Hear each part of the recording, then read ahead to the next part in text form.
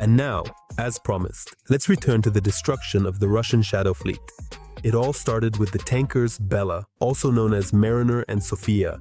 An American landing force disembarks and seizes these tankers. The Russian submarines and naval ships that were nearby, which were supposed to protect these tankers, were completely powerless to do anything. They panicked and were deeply scared. So much for the supposedly mighty fleet of the Russian army. Despite the presence of Russian warships and a submarine nearby, no resistance was offered. The European Command of the US Armed Forces confirmed the detention of the vessel in the Atlantic Ocean, stating that the tanker was seized for violating sanctions. And from there, things just snowballed. America, together with the United Kingdom, is seizing these tankers from the Russian Shadow Fleet. Every single day, really, day after day, constantly, one after another. The US has detained yet another tanker from the Russian Shadow Fleet, the Alina.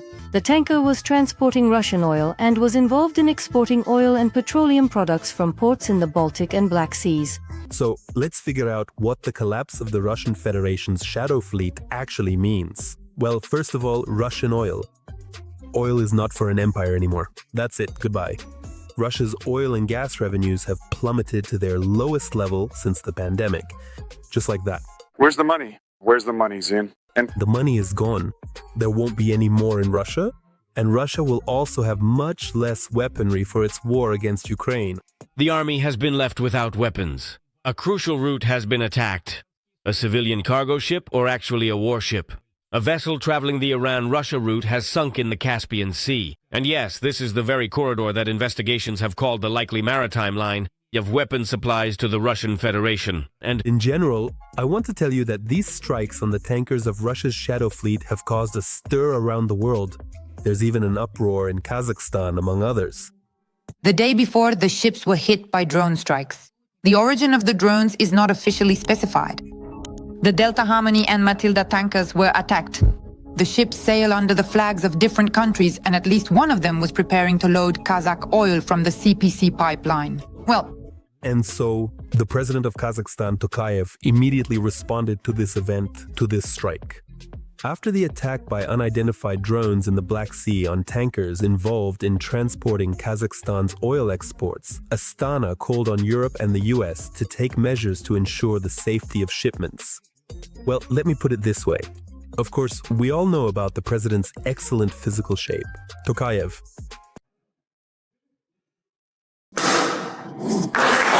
Well, he's a good-looking guy, no doubt about it. But when it comes to Russia's war against Ukraine, Mr. Tokayev isn't breaking boards.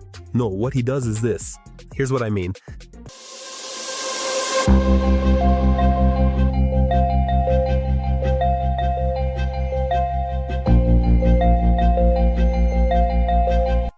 Tokayev is like Van Damme doing the impressive splits.